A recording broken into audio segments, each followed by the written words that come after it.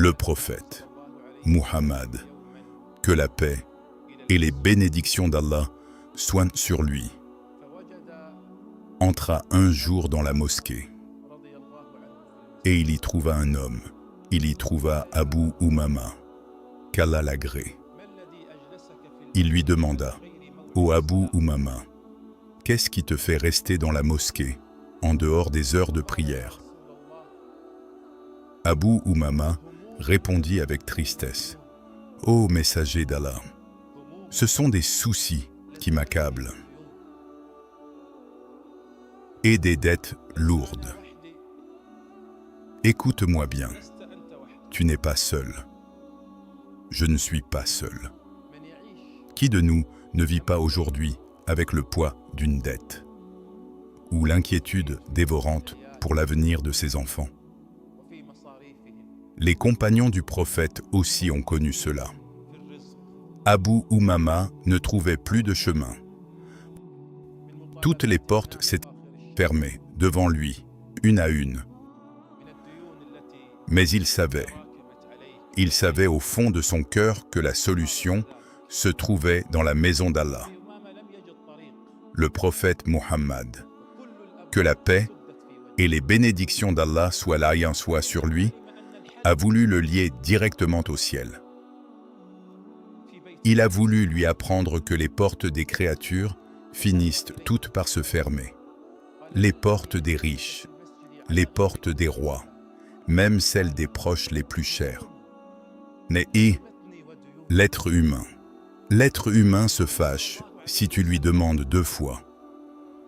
Mais Allah se fâche si tu ne lui demandes pas 1000 fois. Il lui dit alors, « Ô Abu Umama, ne t'enseignerai-je pas des paroles? Si tu les dis le matin, Allah dissipera ton souci le soir même. Dis matin et soir, ô Allah, je cherche refuge auprès de toi contre les soucis et la tristesse, contre l'impuissance et la paresse, contre la lâcheté et l'avarice, et contre le poids des dettes et la domination des hommes. » Abu Umama dit plus tard, « Je les ai dites, je les ai répétées, et Allah a dissipé mon souci, et il a remboursé ma dette pour moi. » L'un des pieux a dit un jour, une parole qui devrait rester gravée, sculptée dans la profondeur de nos cœurs. Il a dit, si tu as voulu invoquer Allah, si tu as levé les mains, et qu'il ne t'a pas exaucé immédiatement, tu as prié de toutes tes forces pour la guérison, et tu n'as pas été guéri. Tu as prié pour la subsistance, pour le riz, pour l'argent, et tu ne l'as pas reçu. Tu as prié pour un vœu, une attente, un projet qui te tient à cœur. Et ce vœu ne s'est toujours pas réalisé, malgré tes larmes. Écoutez ce qu'il a dit, car c'est une leçon pour la vie. Si tu pries, et qu'il ne te donne pas, surtout, ne t'enfuis pas de sa porte. Ne tourne pas le dos. Reste là. Tiens-toi debout, humble à sa porte, et pleure. Pleure, comme pleure un petit enfant devant son père. Un enfant qui n'a plus que lui. Le petit enfant, ô vous, gens d'honneur, quand il demande quelque chose à son père et que son père refuse de lui donner ce qu'il veut, que fait cet enfant? Réfléchissez bien. Il ne s'en va pas. Il pleure, il crie de toutes ses forces, il sature l'espace de sa peine. Il ne s'en va pas. Il ne quitte pas son père. Bien au contraire, il s'accroche désespérément aux vêtements de son père. Il les tire. Il ne le lâche pas d'un centimètre. Il insiste. Il supplie. Encore et encore. sans jamais faiblir, jusqu'à ce que son père finisse par céder, jusqu'à ce que son père finisse par lui donner ce qu'il veut. Il a dit, si tu as demandé à Allah et qu'il ne t'a pas encore donné, alors tiens-toi à sa porte et pleure. Pleure sans cesse comme pleure ce petit enfant. Ne quitte jamais, jamais, au grand jamais la porte d'Allah, tant qu'il ne t'a pas accordé ton besoin, tant qu'il n'a pas soulagé ta peine. Malheureusement, tristement, beaucoup de gens aujourd'hui invoquent Allah, mais parce qu'ils ne sont pas exaucés tout de suite, dans l'instant, ils délaissent cette porte. Ils perdent espoir. Ils se découragent. Alors ils s'enfuient. L'un des pieux, quand Allah l'a éprouvé, quand la maladie ou la pauvreté l'a frappé, son compagnon lui a dit, « Tu n'as qu'à frapper à la porte d'Allah. La vie est devenue étroite pour toi. Les dettes t'étouffent. Frappe à sa porte. » Mais regardez la certitude, regardez la foi inébranlable dans le cœur de cet homme. Il a dit, « Malheur à toi! Est-ce que la porte d'Allah est fermée pour que je doive la frapper? La porte d'Allah est toujours ouverte. Tu cries, « Ô Seigneur !» et Allah te répond instantanément du haut des 7 cieux. « Je suis là, mon serviteur. Je suis là. » Allah a de la pudeur. Il a de la pudeur quand un serviteur lève les mains vers le ciel, de les lui renvoyer vides, de les renvoyer déçus, de les renvoyer sèches.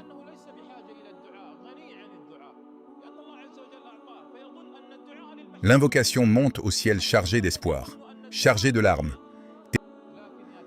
et elle ne revient vers toi qu'avec le don, qu'avec la solution. Et Allah, quand il donne,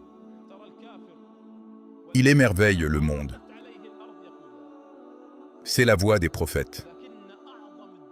C'est le chemin des élus. Allah a éprouvé l'un de ses serviteurs et il a dit à ses anges, « Savez-vous pourquoi j'ai éprouvé mon serviteur? Pourquoi j'ai serré sa vie? Pourquoi j'ai rendu ses jours difficiles? » Les anges ont dit, « Pourquoi, Seigneur ?» Il a répondu, « C'est parce que j'ai eu la nostalgie profonde d'entendre sa voix. »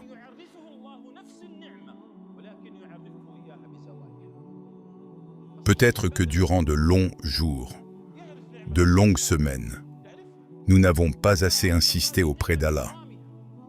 Nous n'avons pas assez demandé parce que nous nous croyons forts. On pense qu'on n'a pas besoin d'invoquer car le corps est sain.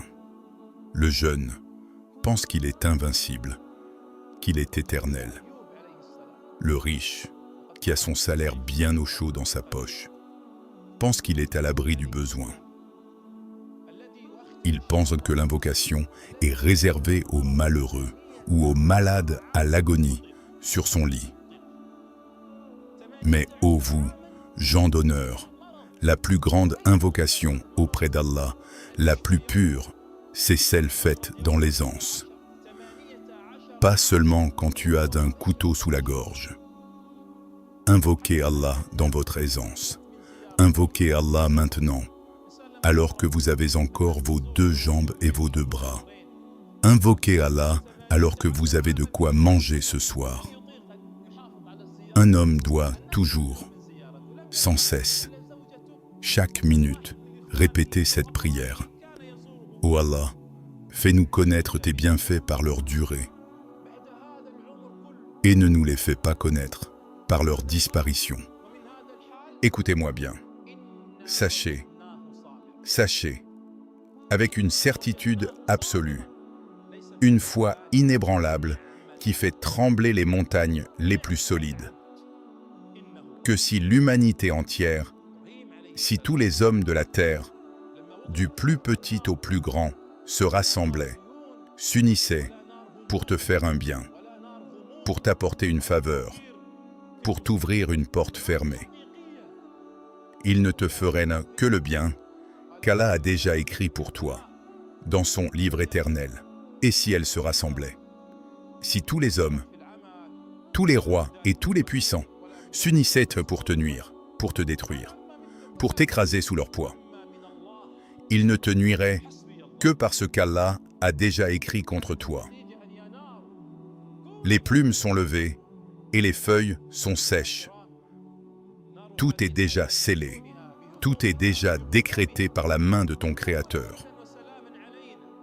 Puisque nous parlons de l'invocation, puisque nous parlons de cette arme du croyant, et que le serviteur est si proche de son Seigneur lorsqu'il est prosterné, lorsqu'il touche la poussière du sol de son front, je vous en supplie, dédiez une partie de vos prières, une partie de vos larmes, à vos frères opprimés, à ceux qui souffrent dans l'ombre, aux héros de Palestine et aux héros de Gaza, qui donnent leur sang, qui donnent leurs enfants et qui donnent leur vie pour l'honneur d'Allah.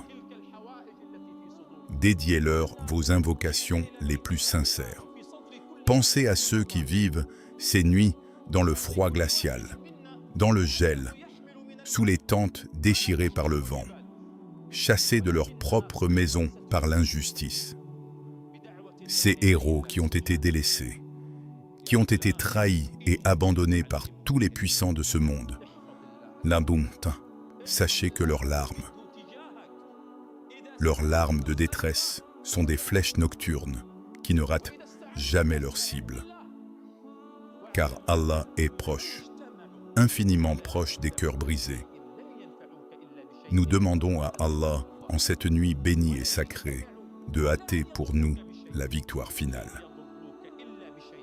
Et de nous accorder une prière de joie dans la mosquée Al-Aqsa libérée en tant que serviteur reconnaissant, criant la grandeur d'Allah, Takbir, très prochainement, et non dans un futur lointain, car Allah est capable de tout. Qu'Allah vous bénisse tous, qu'il protège vos familles et qu'il vous récompense par le meilleur des bienfaits dans ce bas monde et dans l'au-delà.